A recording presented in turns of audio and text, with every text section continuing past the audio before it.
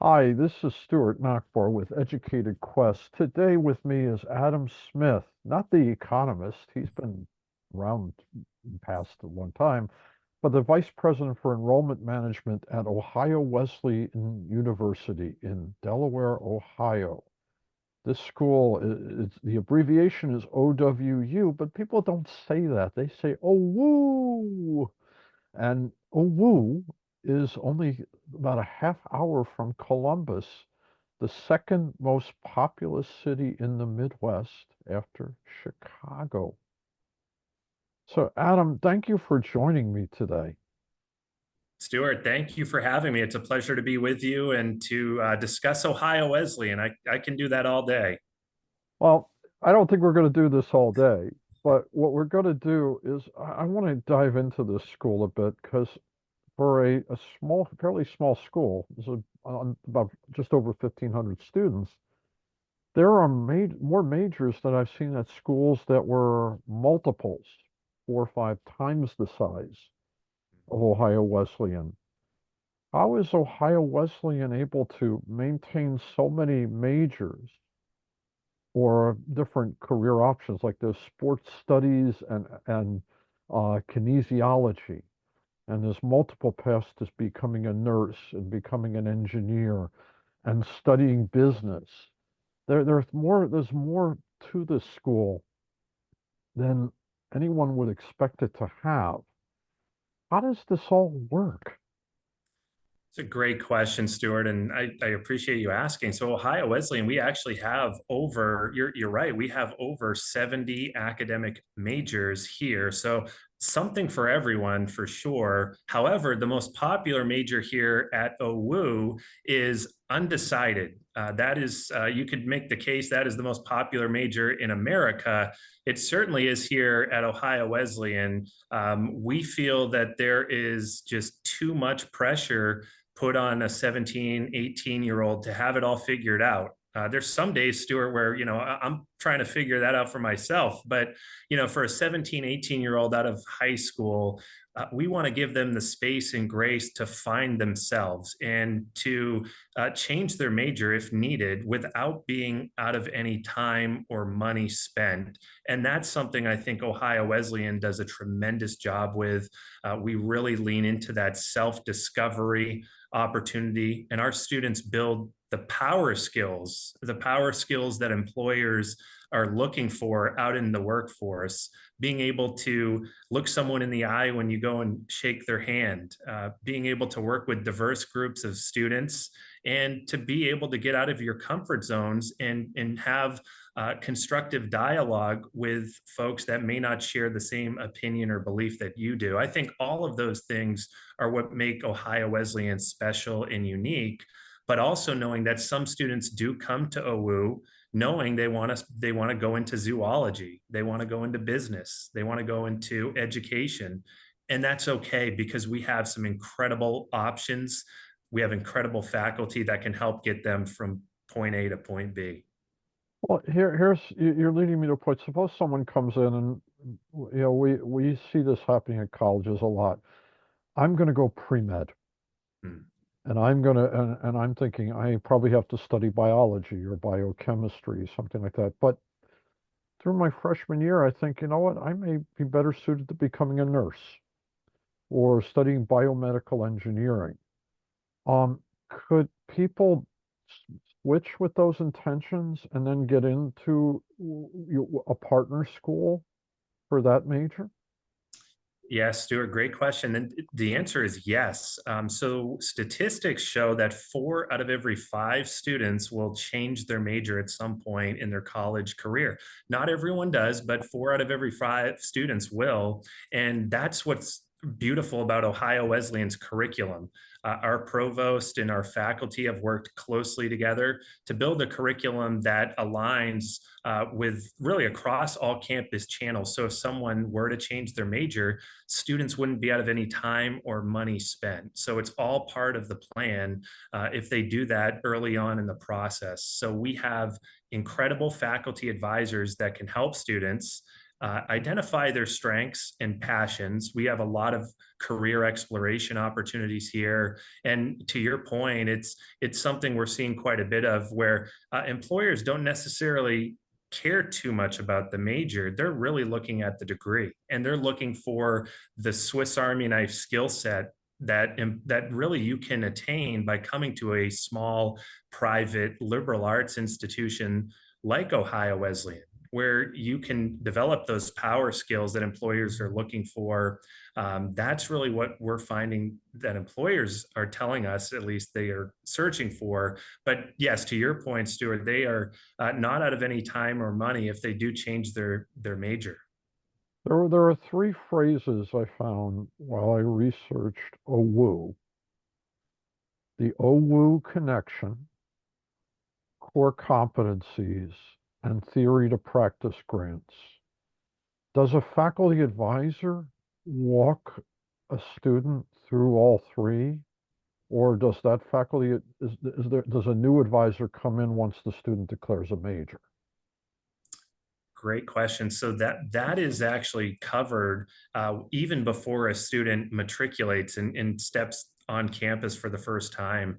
Ohio Wesleyan has some very robust new student orientation programs that help walk incoming students and their families through the educational opportunities that are available to them here at OWU. So the OWU Connection, that is our signature program, Stuart. So that is something that every incoming student is required to participate in. And the OWU Connection is really just a fancy term or slogan, if you will, for an office that does study abroad opportunities, that does internships, that does travel learning opportunities, but it helps students become well rounded. And that's where we're seeing our students be job ready, or I like to say career ready on day one, because once they go through that OWU connection experience or training, whether it's study abroad, internships, or research, they're going to be well prepared for anything that's thrown at them in the real world. But the advisors do walk them through all the opportunities that are available for them when it comes to studying abroad, when it comes to internships. We have some pretty extensive career fairs that are here on campus multiple times each semester, and the advisors will actually flag those to students to make sure they attend. So let's say I am a student. I'm graduating from my high school in New Jersey, and I've decided to come to OWU. And I have to think about, I don't know what I want to major in. And I'm thinking maybe this or this. Now, the summer between my high school graduation and the start of freshman orientation, what would I be asked to do? Yeah. So a lot of times when you're coming in, you're going to jump right into a first year seminar course. So that's Okay. going to cover it's going to start building the foundation, I like to say. So it's going to provide you with an array of resources that are available, and it's going to encourage you as an incoming student to take advantage of those resources. And if you need extra help or accommodations, don't be afraid to ask for those accommodations. And I think being a smaller private liberal arts school, our total enrollment, Stuart, right now is about 1,500 students. So the average class size is small. Student to faculty ratio is small. It's very common for your faculty to know you on a first name basis. And I know that's not exclusive to Ohio Wesleyan, but I do think that's a strength of ours because we will help students and take them by the hand. The faculty do truly care for their well-being and their success in and out of the classroom. So they'll help them make sure that they're progressing towards a particular major. And if they truly have no idea, they can help them with some career exploration tactics that will help really position them and maybe even tell them what's not a good fit for them based on some of their conversations. So it's something that occurs on a semester basis here. So that way, when the student, before the student graduates, they would have declared a major, but they will also be highly qualified in that particular area of interest. So, all right. So I would imagine it's kind of, how do you recruit a faculty member to join the faculty there and knowing they're going to have all this responsibility? Is it more difficult than it might be, let's say, at Ohio State to find that faculty member? That's a good question. In my experience, this is my second Ohio Wesleyan's my second liberal arts institution that I've worked at, and I have found that faculty and even staff and coaches, for that matter, tend to be very passionate about the liberal arts, and we say that because they have a passion for helping students find their passion and their interests, and they want to do it in a smaller community driven environment. So I think the faculty tend to gravitate, the right faculty tend to gravitate to a school like Ohio Wesleyan. And not saying there's anything wrong with other institutions that are a little bit bigger or may not have that dedicated one on one support. But here we really find that our faculty are true believers in a liberal arts education. And we like to say liberal is not political, and arts is not fluff. These are the power skills. These are the skills when we go and talk to employers that they're looking for. They want a student that can work with diverse groups or populations. They want someone who can have constructive dialogue in tense situations and be able to navigate through those difficult conversations on the job. And that's what you're going to get at a school like Ohio Wesleyan, and our faculty do set a high bar with that. Now, looking at a liberal arts college, and especially one with this many majors, I've always kind of believed there's certain departments that are going to have to be really, really strong because people in so many majors take classes in them. Mhm. Math, mathematics is one, biology is one, psychology is another, economics is one. Um, is there is there a commitment to developing the faculty? Chemistry is another. Is there a commitment to these departments to make them stronger over time, to make it easier for students to make these choices? Because I could see, someone comes in and they think, well, oh God, I got to take a science, but they're going to have to know a science anyway. Most every major now has some kind of math in it. Does the math department realize, for instance, that we're going to have people who take only one class versus we're going to have people who are math and physics majors who have to take a lot of mathematics? Yeah, it's a good question, Stuart. There is a lot of interdisciplinary learning that occurs here at Ohio Wesleyan. Despite the fact that we're a liberal arts institution, there's a lot of collaboration between departments because with liberal arts, you have to have a certain number of courses in the humanities, in the gen eds, and our curriculum structured in a way. Our provosts and our division chairs have structured our curriculum in a way that puts students in a position to be successful, but also puts our faculty in a position where they can teach and educate based on their skills, on their strengths. And that's really what we're looking for. But the interdisciplinary approach that will have a student in accounting taking some of the arts and humanities courses, that's a really unique thing. And I think that's something that's preached because even if a student is not passionate about it, maybe they do become passionate about it after taking a particular course. So it kind of goes back to that self-discovery career exploration path that Ohio Wesleyan is, I think, leading the charge on. And let's say going in the other direction, it would probably be a good idea for like a computer science major to take philosophy Mm, because you have to think about logic and ethics. Now there's sure. artificial intelligence. And I would imagine faculty have to keep up on what's going on in a greater world to say, look, computer science major, you're going to be now asked to face ethical issues when you make a product that you didn't have to face 2 decades ago. Yep. Yep. Um, Same thing if you're in business, there are ethical issues and things about sustainability that are thinking about now. They didn't think about them 2 decades ago. So I would Yes. guess you need a faculty that has to keep up with all of that.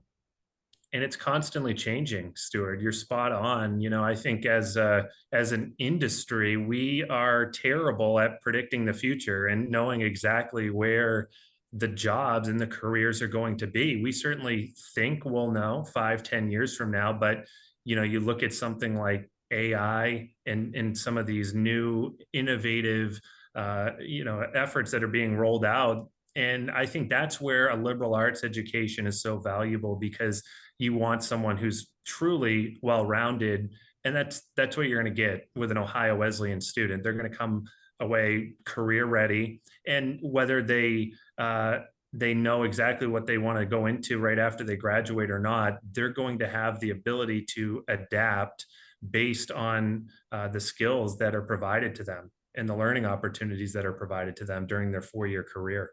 What share of the student body carries a double major or carries maybe more than one multiple minors?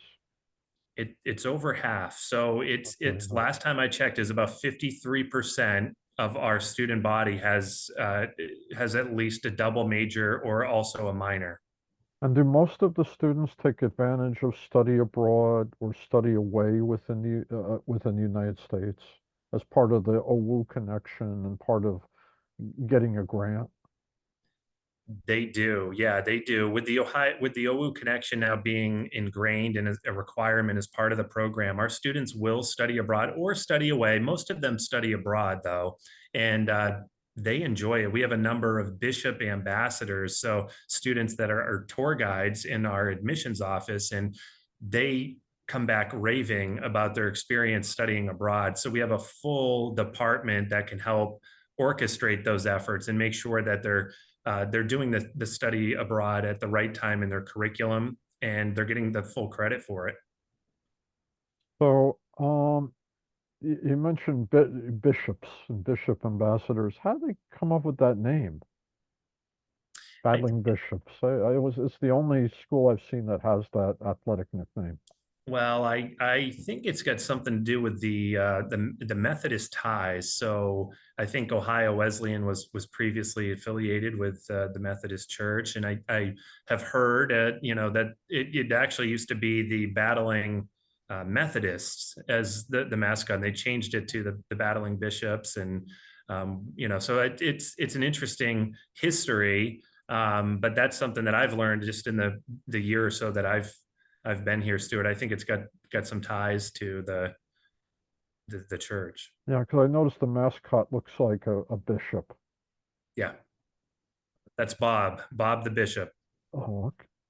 And is there more than one Bob who goes to athletic events, or is there only one Bob? There's only one Bob.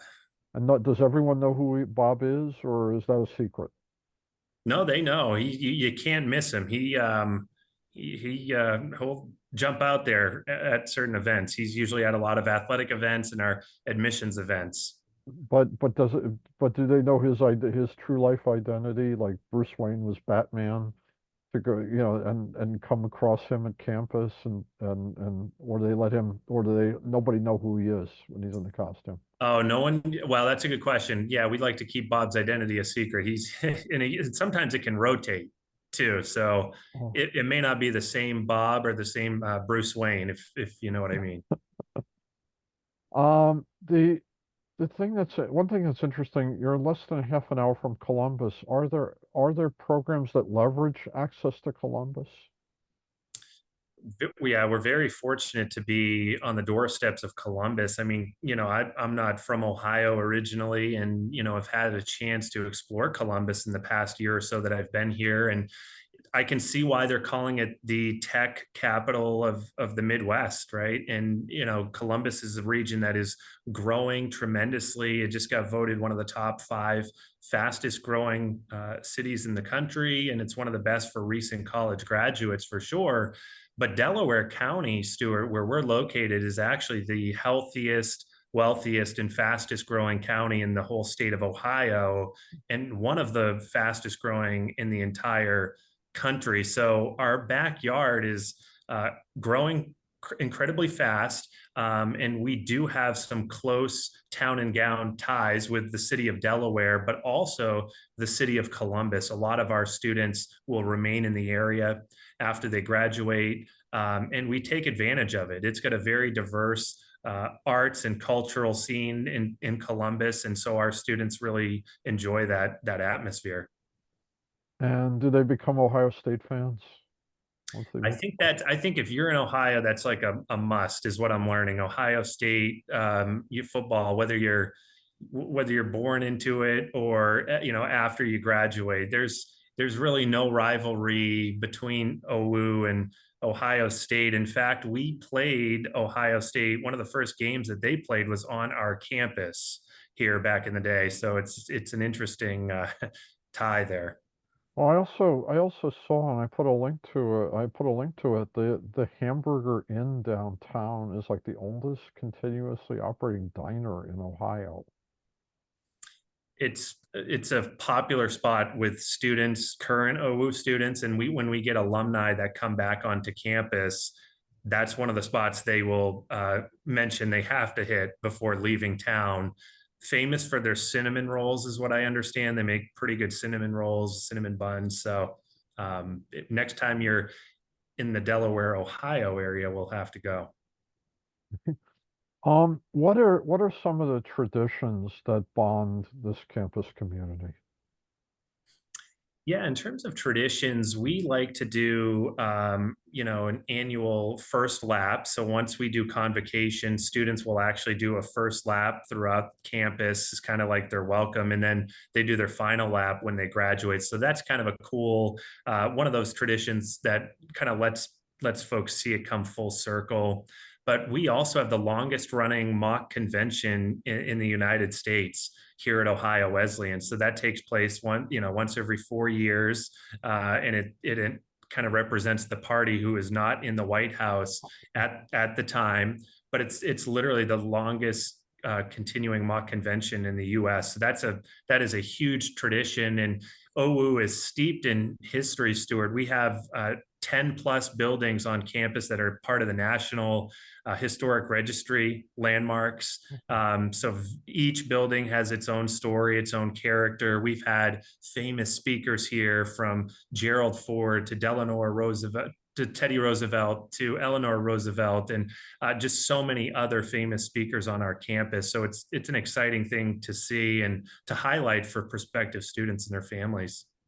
One thing from what you just said about the convention, did the students ever nominate somebody that the actual party, different than the actual party nominee?